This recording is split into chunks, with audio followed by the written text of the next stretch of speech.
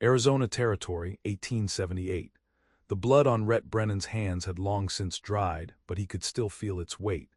At 25, he had killed 7 men, all Apache, during raids that left entire camps burning. He told himself it was survival, told himself the frontier demanded such choices, told himself that mercy was a luxury only fools could afford in a land where violence bred more violence. Love, family, redemption. These were words for people who lived behind walls and laws. Out here, in the savage beauty of the Southwest, only the hardest survived, and Rhett had carved his heart into something resembling stone. He believed this absolutely. He had to. The alternative meant confronting what he had become. The ranch where Rhett worked sat in a valley 20 miles south of Tucson, a sprawling cattle operation owned by Benjamin Morrison, a man who had made his fortune off government contracts during the Apache Wars. Rhett served as head wrangler, a position that kept him busy from dawn until long past dusk, which suited him fine. Work meant he did not have to think. Work meant he could fall into his bunk each night too exhausted for the nightmares that waited in the darkness. On a scorching August morning, Morrison called Rhett into his office, a rare occurrence that immediately set Rhett's nerves on edge. The rancher sat behind a massive desk littered with papers, his weathered face grave. "We have got a situation," Morrison said without preamble. "The government is pushing reconciliation with the Apache. Part of that means taking in Apache workers, teaching them ranch work, showing them how to live peacefully alongside whites."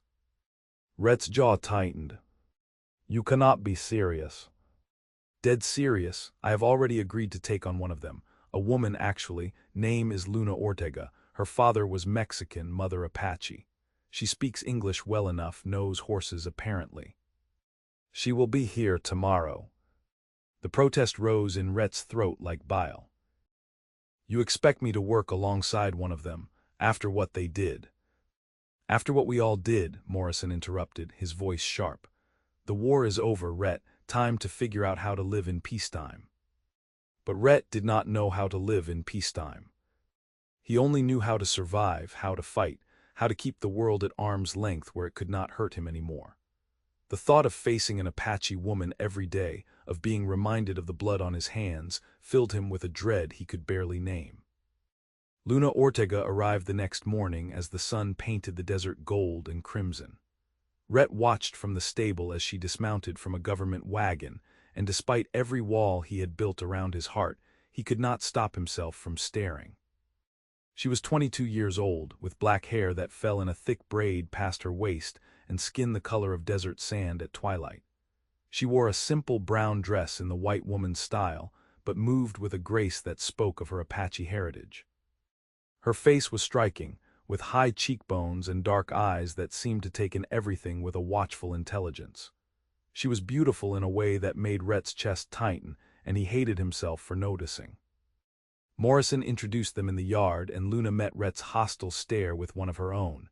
Her handshake was firm, her expression carefully neutral. "Rhett will show you the work," Morrison said. "You will take orders from him while you are here." "I understand," Luna said, her English clear and precise. Then she turned those dark eyes on Rhett and added, "I am sure we will manage just fine." The contempt in her voice was subtle but unmistakable. Rhett felt his anger flare. At least the feeling was mutual. The first week passed in tense silence. Rhett assigned Luna the hardest, dirtiest jobs he could think of, mucking stables, hauling water, mending fence in the brutal afternoon heat. She completed every task without complaint, her face impassive, her movements efficient. She never asked for help, never showed weakness, and never spoke to him unless absolutely necessary. He told himself he was testing her, seeing if she had the mettle for ranch work. The truth, which he refused to examine too closely, was that he wanted her to quit, to leave, to stop being a living reminder of everything he had done and everything he had lost. But Luna did not quit. If anything, she seemed to grow stronger, more capable with each passing day. She had a gift with horses that even Rhett had to grudgingly admit was impressive. The most skittish animals calmed under her hands, responding to whispered words in Apache that Rhett did not understand. On the 8th day, one of the ranch hands, a mean-spirited bastard named Cully, decided to test Luna himself. Rhett was in the tack room when he heard the commotion in the yard. He emerged to find Cully blocking Luna's path, his face twisted in an ugly grin. "Where do you think you are going, squaw?" "I told you to bring me water." Luna's voice was level. "And I told you I do not take orders from you. Mr. Brennan assigns my work." "Mr. Brennan," Cully mocked, "think you are better than the rest of us. You are nothing but a savage in a dress." Rhett should have walked away, should have let Luna fight her own battles.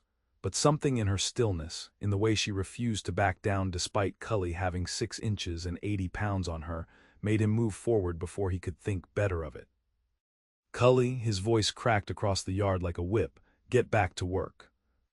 Cully turned, surprise flickering across his face. "Just having a conversation." "No."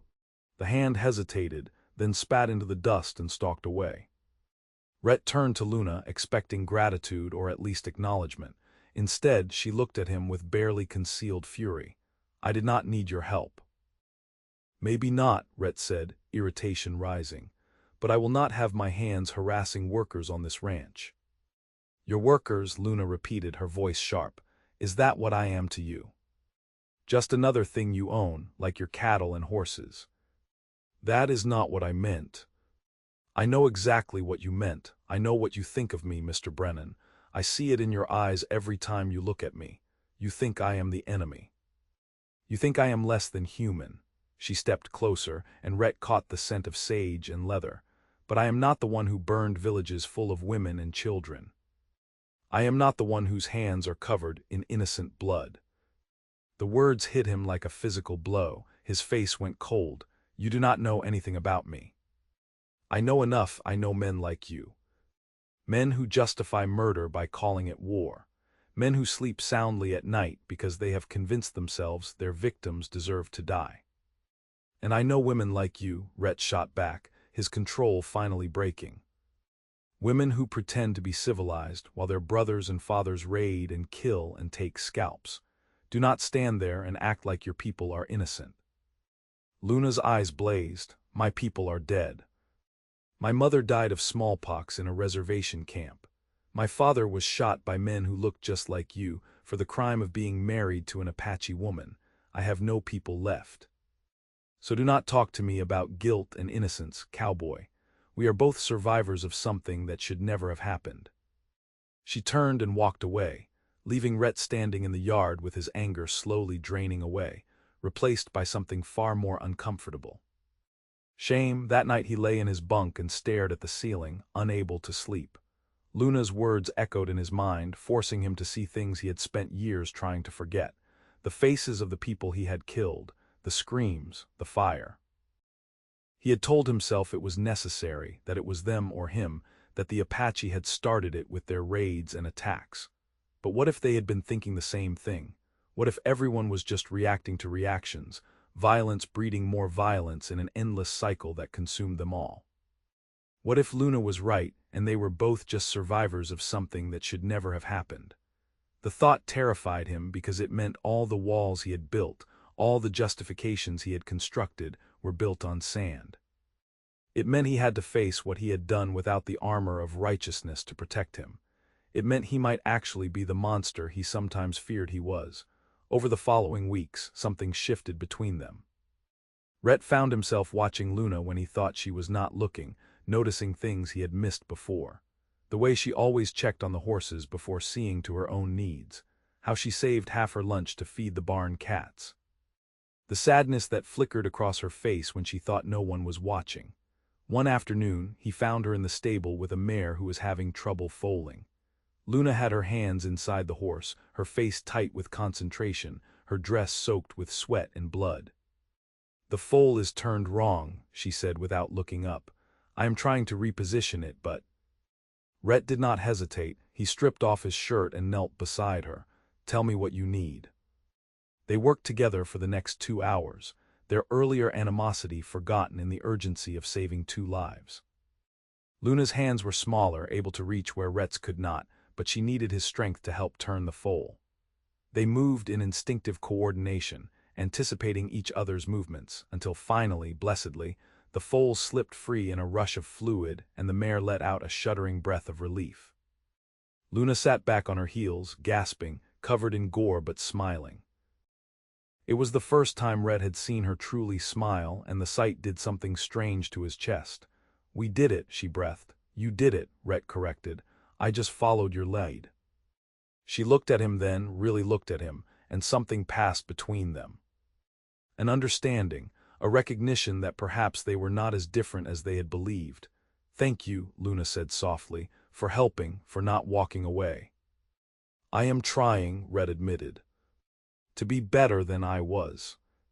We both are." From that day forward, they became something like allies. Rhett stopped assigning Luna the worst jobs and started teaching her the more complex aspects of ranch work. Luna, in turn, began to open up, sharing stories of her childhood, of learning to ride before she could walk, of her father teaching her Spanish and her mother teaching her the ways of her Apache ancestors. Rhett found himself sharing things too, though not about the war. Not yet.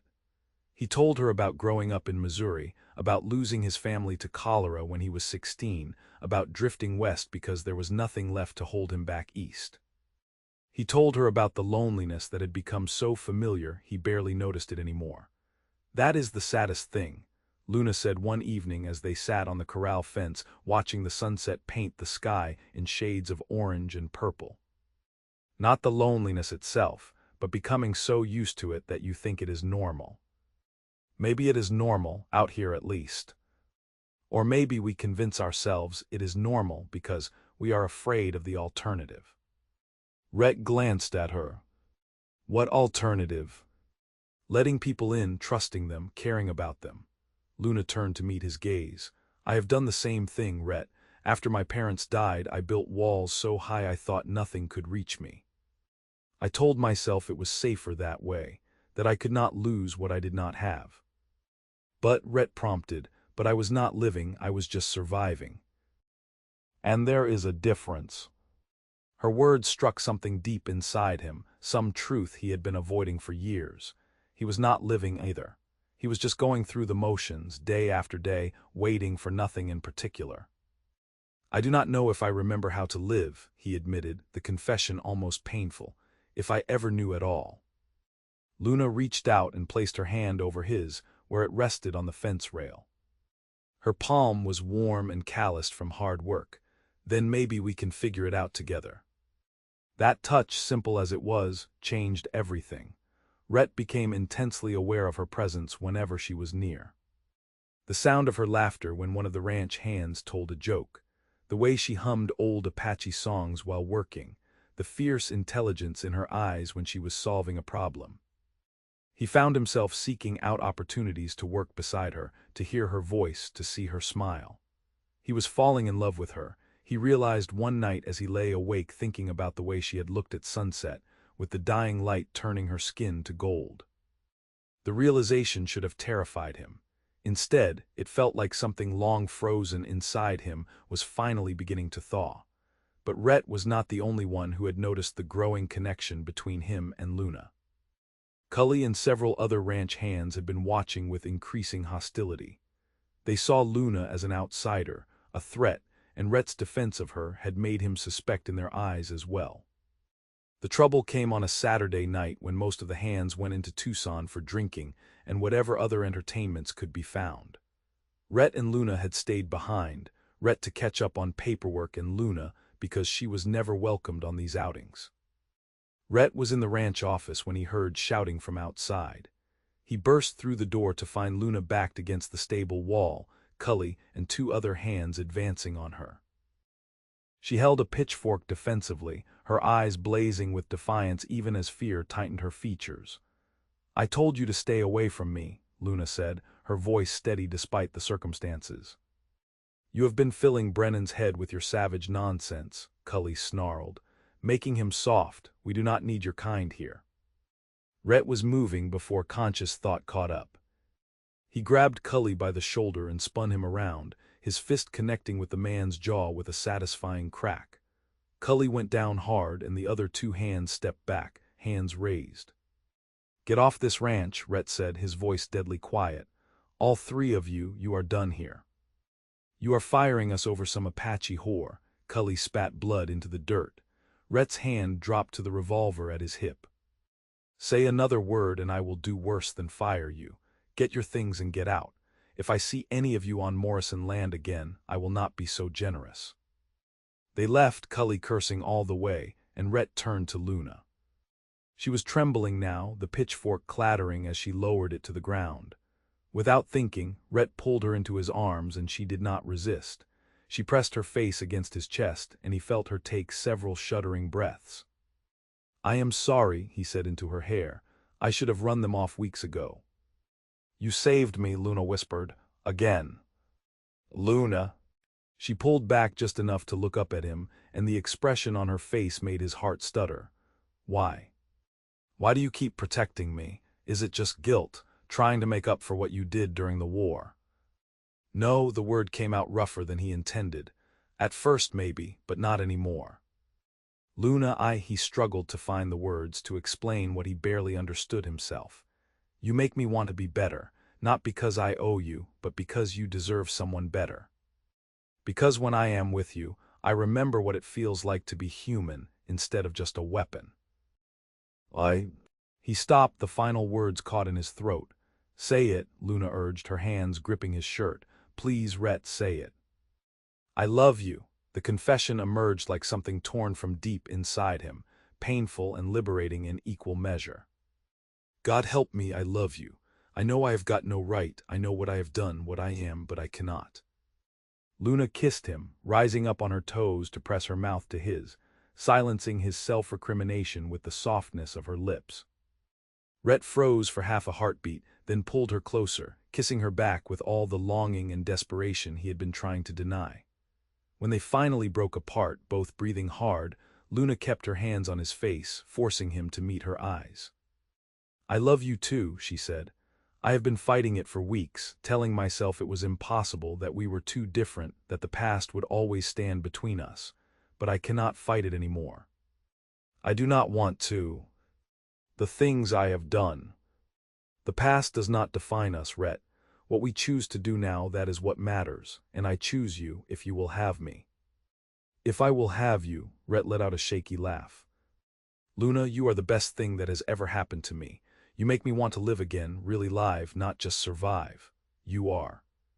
She kissed him again, softer this time, a promise rather than a question. When they finally drew apart, the desert night had fallen around them, stars blazing in the vast darkness above. We should tell Morrison, Luna said. If we are going to do this, we should do it right. Agreed, Rhett took her hand, lacing their fingers together. I want to marry you, Luna. I want to build a life with you. A real life, not running from the past but creating something new. Yes, Luna said simply, yes to all of it.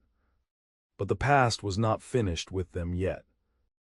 The next morning, a patrol of cavalry soldiers arrived at the ranch, led by a captain named Harrison who Rhett recognized immediately.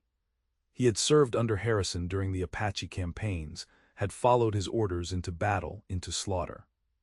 Harrison dismounted with the rigid bearing of a man who had never quite left the military behind, even though the war had been over for years.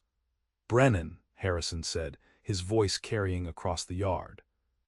Been a long time. Rhett felt Luna tense beside him. He kept his voice level. Captain, what brings you out here? Looking for someone, actually. We received word that this ranch had taken on an Apache worker. A woman, Harrison's eyes found Luna and his expression hardened.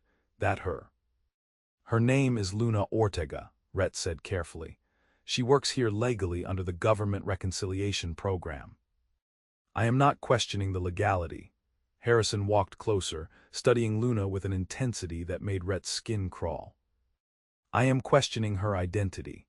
We have been tracking a woman who fits her description, an Apache warrior who rode with the resistance until about a year ago. She is wanted for several attacks on settlers and soldiers. Luna's face had gone very still. Rhett's heart began to pound. That is ridiculous, Luna is not. Is your real name Naal? Harrison interrupted, still looking at Luna. Did you ride with your mother's people before they were forced onto the reservation? The silence stretched like wire pulled to breaking. Rhett looked at Luna, willing her to deny it, to tell Harrison he was wrong, but the expression on her face told him everything he needed to know. "It was war," Luna finally said, her voice quiet but steady. "I did what I had to do to protect my people." "You killed 3 soldiers outside Fort Verde," Harrison said. "You participated in raids that left families dead. And your soldiers killed entire camps full of women and children," Luna shot back, her composure cracking. "Do not talk to me about justice when both sides have blood on their hands." Rhett felt like the ground had dropped out from under him. Luna had killed soldiers, had been a warrior. Everything he thought he knew about her suddenly seemed uncertain, and the old walls he had spent weeks dismantling began to slam back into place. "I have to take you in," Harrison said. "You will stand trial for your actions." "No," the word burst from Rhett before he could stop it. "She has been cleared to work here, the government." The government did not know about her past. If they had, she never would have been approved for the program. Harrison gestured to his men. "I am sorry, Brennan. I know you have got attached, but she is a killer. She needs to answer for what she has done." As the soldiers moved forward, Luna turned to Rhett. The look in her eyes was complex, defiant, sad, resigned, and under it all, a desperate hope that he would understand. "I was going to tell you," she said. "I wanted you to know everything before we went any further, but I was afraid. Afraid you would look at me, the way you are looking at me right now." "What way?" Rhett asked, but he knew. He could feel it in his own face, the hardening, the retreat. All his old beliefs were rushing back. The frontier is no place for love, trust gets you killed, everyone is just playing angles and hiding truths. "Like I am the enemy again," Luna whispered. "Like the past few weeks meant nothing." "Miss Ortega," Harrison said, not unkindly, "come with us peacefully and this will go easier." Luna did not take her eyes off Rhett. "Say something, please. Tell me that what we shared was real. Tell me that you understand I did what I had to do, just like you did." But Rhett could not speak. His throat had closed up, his mind racing with images of the soldiers Luna had killed, of the raids she had participated in. How many of those soldiers had been like him, young men who thought they were doing the right thing? How many families had suffered because of her actions? How many families had suffered because of his? The thought struck him like lightning, illuminating everything. He and Luna were the same. They had both killed in war. They had both done terrible things in the name of survival, of protecting their people. The only difference was that his side had won, had got to write the history, had gotten to decide who was a soldier and who was a murderer. But Luna's face was already closing off, her hope dying as his silence stretched on. She turned to Harrison and held out her wrists. "I will come peacefully," she said. "But I will not apologize for fighting to protect my mother's people." "Luna, wait," Rhett finally found his voice, but it was too late. The soldiers had already placed her in irons, were already leading her toward the horses. She looked back at him one last time, and the sorrow in her eyes broke something in him. "I understand," she said. "You cannot love someone who reminds you of what you are trying to forget. I just wish—" She stopped, shook her head. "It does not matter what I wish. Goodbye, Rhett." They took her away, and Rhett stood in the yard like a man turned to stone, watching the woman he loved disappear in a cloud of dust. Morrison came to stand beside him, his weathered face grave. "You going to let them take her?" "What choice do I have?" Rhett's voice sounded dead even to his own ears. "She lied to me. She is wanted for murder." "So are you." Rhett turned to stare at his boss. Morrison met his gaze steadily. "You think I do not know your history, son. You think I have not heard the stories about what happened at Skeleton Canyon, about the Apache camp that got wiped out, women and children included. You were there, Rhett.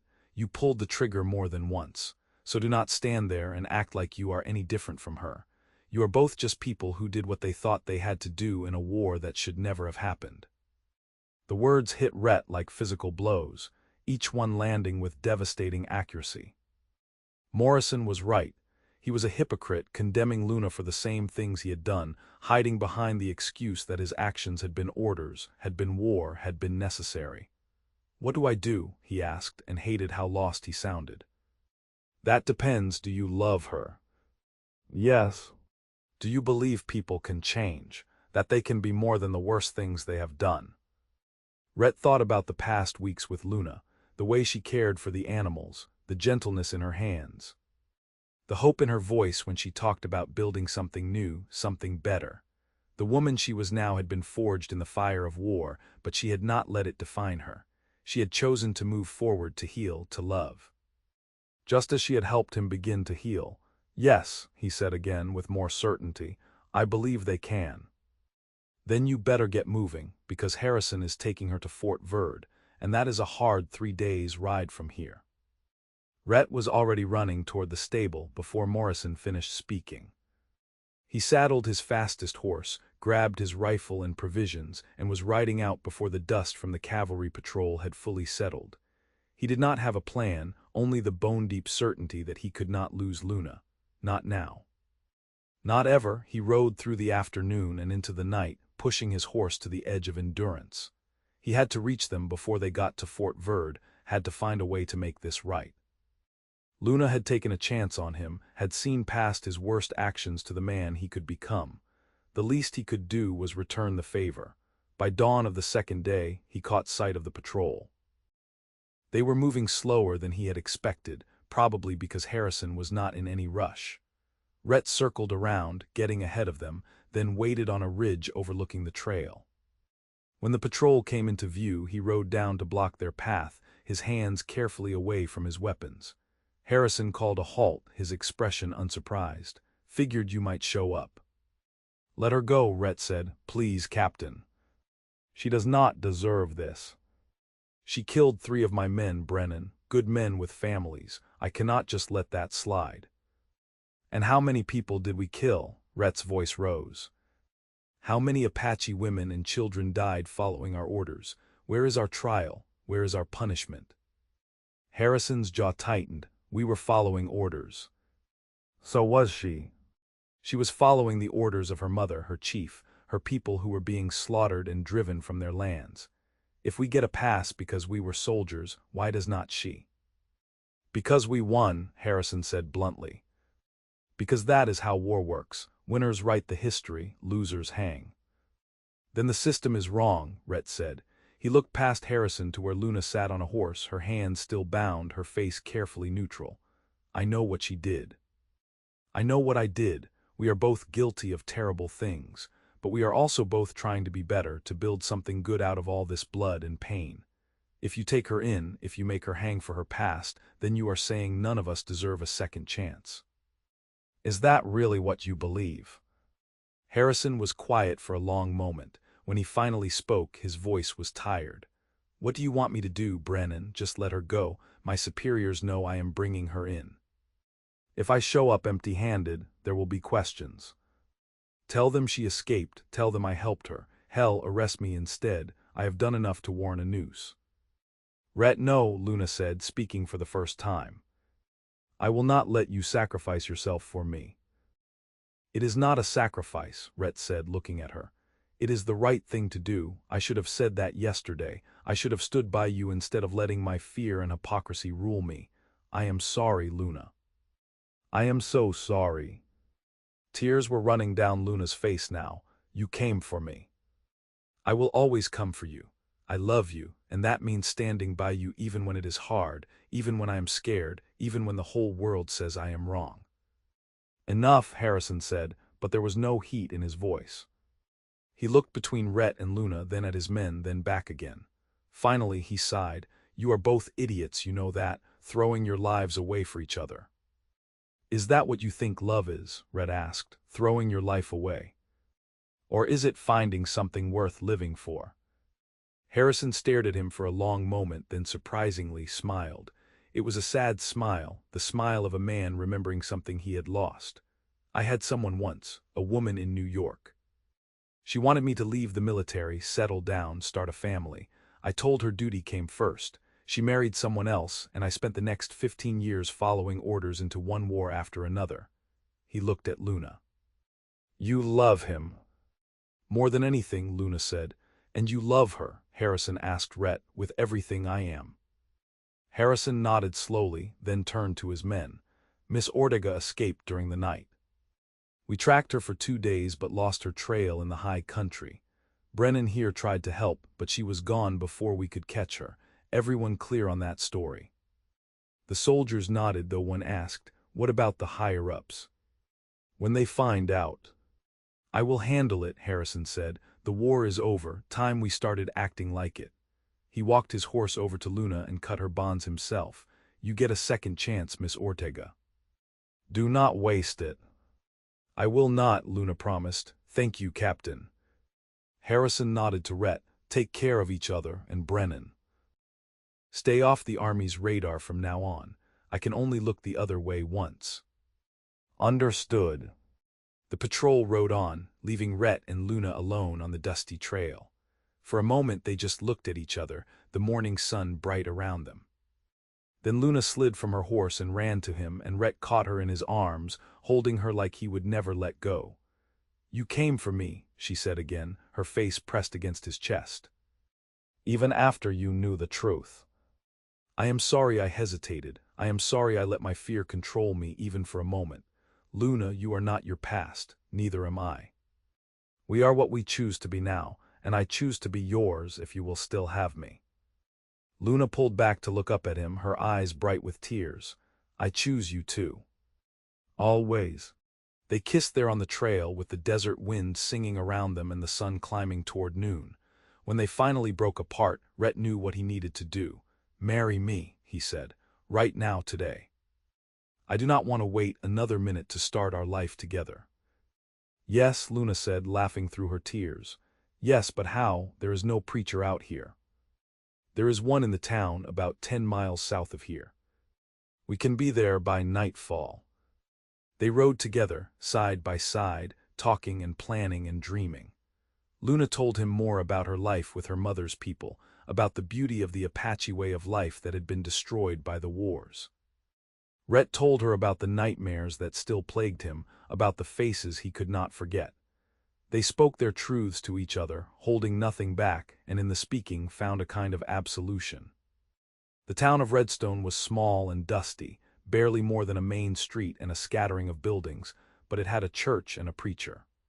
Reverend Thomas was a kind-faced man in his 60s who listened to their story without judgment and agreed to marry them immediately. I have learned not to question when love finds a way, he said. Too rare a thing in this hard land. They spoke their vows in the little church as the sun set beyond the windows, painting the world in shades of gold and red. Rhett promised to love Luna through whatever trials came, to stand by her always, to build a life worthy of the second chance they had been given. Luna promised the same, her voice steady and strong, her hand warm in his. When the Reverend pronounced them husband and wife, Rhett kissed his bride and felt the last of his walls crumble away. He was not just surviving anymore. He was living. They spent their wedding night in the town's small hotel, finally alone, finally free to express the love they had been holding back. Rhett was gentle with Luna, taking his time, discovering her body with reverent attention. She came to him without shame or hesitation, meeting his passion with her own. They made love as the desert night deepened around them, and in the joining of their bodies found a completion that went beyond the physical. Afterward, lying tangled together in the narrow bed, Luna traced the scars on Rhett's chest and said, "We are going to have to leave Arizona. You know that, right? Eventually someone will figure out Harrison let me go." I know, Rhett said. I was thinking we could go north, maybe Montana or Wyoming. Buy a small ranch of our own, somewhere far from the war, somewhere we can start fresh. Our own ranch, Luna murmured, and he could hear the wonder in her voice. Our own land, our own home. And maybe, someday, a family. Rhett felt vulnerable saying it, but he needed her to know he wanted everything with her. Children who grow up knowing both sides of their heritage. Who never have to choose between their mother's people and their father's. Luna was quiet for a moment, then said softly, "I am already pregnant." Rhett sat up, staring at her in shock. "What? How long have you known?" "About a week. I was going to tell you the night Harrison came." She bit her lip, looking uncertain. I know this is fast, I know it complicates things. Rhett kissed her deep and thorough, then pulled back with a grin that felt like it might split his face. This is perfect. You are perfect. We are going to have a baby. The reality of it hit him like a thunderbolt, and suddenly he was laughing, pulling Luna close, overcome with joy. We are going to have a family. They talked through the night, making plans and promises. They would return to Morrison's ranch just long enough for Rhett to collect his wages and give notice. Then they would travel north, taking their time, finding the perfect spot to build their new life. Somewhere with good grazing land and clean water, somewhere far from both their pasts. Morrison was disappointed to lose them, but unsurprised. He paid Rhett his full wages plus a generous bonus and gave Luna a fine horse as a wedding gift. You two deserve happiness, he said as they prepared to leave. God knows there has been enough pain and death in this territory, time for some life and love. They left on a cool October morning, all their possessions packed on 2 horses. As they rode north, away from Arizona and all its ghosts, Rhett felt lighter than he had in years. Luna rode beside him, her hand occasionally drifting to her still flat stomach, a smile playing at her lips. The journey north took 6 weeks, and every day Rhett fell more in love with his wife. She was strong and capable, handling the rigors of trail life with ease. She hunted when food was scarce, her Apache skills putting his clumsy efforts to shame. She knew which plants were safe to eat and which would make them sick. She could predict weather changes by watching the behavior of birds and animals, but it was not just her competence that drew him. It was her laughter around the campfire at night, the way she sang old songs in Apache and Spanish and English, the tenderness in her touch when she thought he was sleeping. The fierce protectiveness in her eyes when they encountered strangers on the trail. She was magnificent and she was his, and he could not quite believe his good fortune. They found their land in Montana Territory, in a valley sheltered by mountains, with a stream running through it and grassland that seemed to stretch forever. The moment they crested the ridge and saw it spread out below them, they both knew. This was home. They spent the winter in the nearby town of Silver Creek, saving every penny and making plans. When spring came, they filed a homestead claim and began to build. Rhett had some experience with construction from his years on ranches, and Luna proved surprisingly skilled with an axe and hammer. Together they raised a small cabin, then a barn, then fences for the cattle they planned to buy. The work was backbreaking, but they were together, building something that was truly theirs. Every nail Rhett hammered in, every log Luna helped him lift, was a repudiation of the violence and pain of their pasts. They were creating instead of destroying, growing instead of killing. Luna's belly swelled with their child, and Rhett found himself constantly amazed by the evidence of the life they had made together. He would place his hand on her stomach and feel the baby kick, and wonder how he had ever thought love was a weakness. Love had made him stronger than he had ever been alone. Their daughter was born on a summer night, with the help of a midwife from town and Rhett holding Luna's hand through every contraction. When the baby finally emerged, red-faced and screaming, Rhett cut the cord with shaking hands and then watched in awe as the midwife placed her in Luna's arms. "She is perfect," Luna breathed, tears streaming down her face. "Rhett, look at her, she is perfect." The baby had her mother's dark hair and her father's blue eyes, a perfect blending of both their heritages. They named her Sarah Rose Brennan, and Rhett swore looking at her that he would spend the rest of his life making sure she grew up in a world of love instead of hate, of peace instead of war. The ranch prospered slowly but steadily. They bought a small herd of cattle, and Rhett's reputation as a fair and honest rancher spread. More importantly, Luna's presence in the valley challenged the prejudices of their neighbors. Some remained hostile, but many more came to respect her skill and kindness. She became known as someone who could heal sick animals and deliver difficult births. She taught some of the local women about the medicinal properties of native plants. She was, Rhett realized, doing what she had always done, building bridges between worlds. When Sarah was 2, they added a son, whom they named Thomas after the preacher who had married them. 2 years after that came another daughter, Clara. The cabin had to be expanded twice to accommodate their growing family, and every addition felt like a celebration.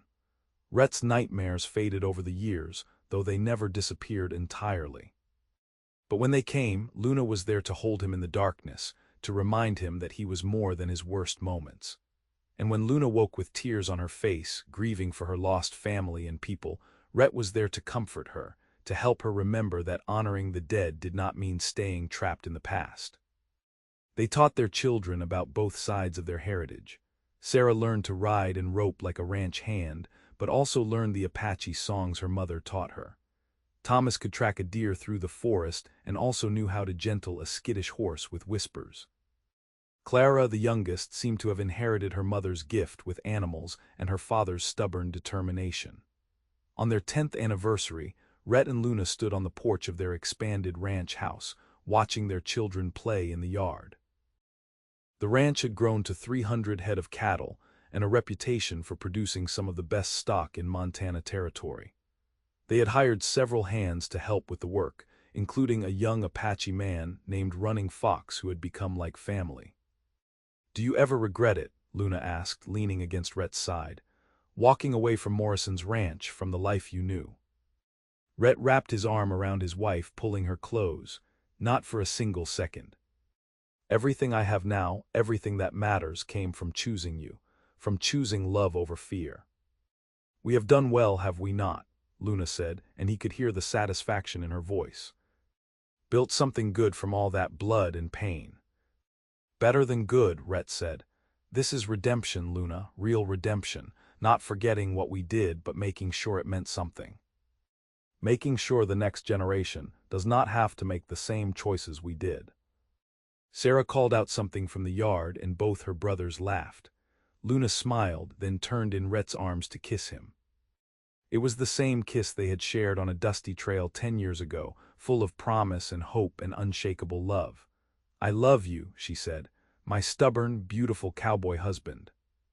"And I love you," Rhett replied, "my fierce, brilliant Apache wife." The sun was setting over the mountains, painting their valley in shades of amber and gold. Somewhere in the distance, cattle lowed. Sarah's laughter rang out clear as bells. A cool breeze carried the scent of sage and wildflowers. Rhett held his wife and looked at the life they had built together, the house, the land, the family, and felt a contentment so deep it was almost painful. They had been enemies once, two wounded souls carrying the scars of a brutal war. But they had found in each other something stronger than hate, stronger than fear, stronger than the past. They had found redemption in love, and in that love had built a future worth fighting for. The frontier had tried to break them both, had convinced them that survival meant hardness and isolation. But together they had proven that even in the harshest land, even with the darkest pasts, love could take root and flourish. As night fell over their valley, Rhett and Luna went inside to join their children for dinner, together in every way that mattered. The war was long over. The nightmares were fading. And the future they were building, one day at a time, one choice at a time, was bright with possibility. They had come home not to a place but to each other. And that home, built on forgiveness and hope and fierce devotion, would stand against whatever storms might come. Because they had learned the greatest truth of the frontier. That love was not weakness but the ultimate strength, and that two people who chose each other, despite everything, could conquer any wilderness. Their story was not one of forgetting the past but of refusing to let it define them. It was a story of second chances and hard-won grace, of enemies becoming lovers. Of redemption found not in isolation, but in the courageous act of opening one's heart despite every reason not to. And it was a story that would be told for generations in that Montana valley, the cowboy and the Apache woman who found in each other the home they had been searching for all along.